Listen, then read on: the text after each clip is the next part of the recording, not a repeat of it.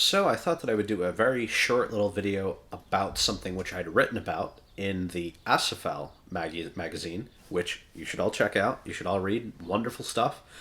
But I thought that I would share this idea because it's one that I'm still very fascinated with. So we start out with this idea of childish games. And I was thinking about just how meaningful they are. And in particular, I was thinking about rock, paper, scissors. And what does this mean? What is the significance of rock, paper, scissors? One imagines that this game is in fact quite old, and that at least variations of it have been going on forever. And then I am brought to a more adult version of this game, at least I see it as that, which is fuck, marry, kill. We are introduced again to this triadic combat.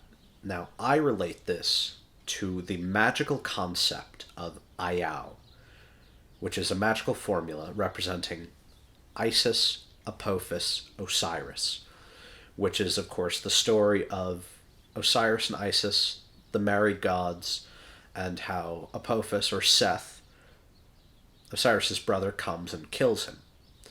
Now, Isis is identified with the ultimate feminine, so salt, in the sense of mercury, sulfur, and salt. So you get the feminine element, the solid feminine element. And then you get V for victory, which Crowley identified with Apophis, versus the solar phallus of Osiris. And, of course, we know that Osiris is the mummy god, so he's associated with paper. And, of course, Apophis comes and chops up Osiris. And then Isis destroys him, but not really, but puts Osiris back together. Now, that alone gives us a little look. We see that fucking, which is natural and original, is likely associated with Isis.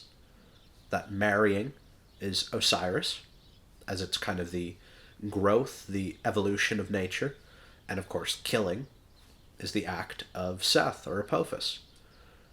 So we get a very interesting look at how just these few games relate to this magical idea. But if that's not convincing, if the concept of IAO seems a bit strange or alien to you, or that it's really just esoteric nonsense, we can connect it to a very important linguistic phenomena, which is that of the Ablaut Reduplication. Now you take the product, you take tic-tacs, or you take a clock, which goes tick-tock. It can't go tack-tick or tock-tick. It doesn't roll off the tongue. We naturally say tick-tack-tock. That is the Ablaut Reduplication, which just so happens to follow the order IAO. This has been going on since the Proto-Indo-European language. We need to see that, I think, there are archetypal patterns of language which have greatly influenced the function of play, and which I'm not sure if we could say that the Oedipal structure came first or that the linguistic structure came first. They are just so deeply, intrinsically intertwined.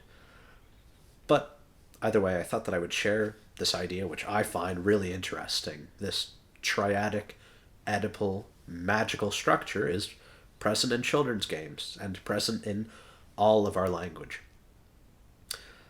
So, just as a meme, an eternal replication and spread of an idea unconsciously, we see the meme of IAO, or the meme of Oedipus. And as always, remember, memes matter.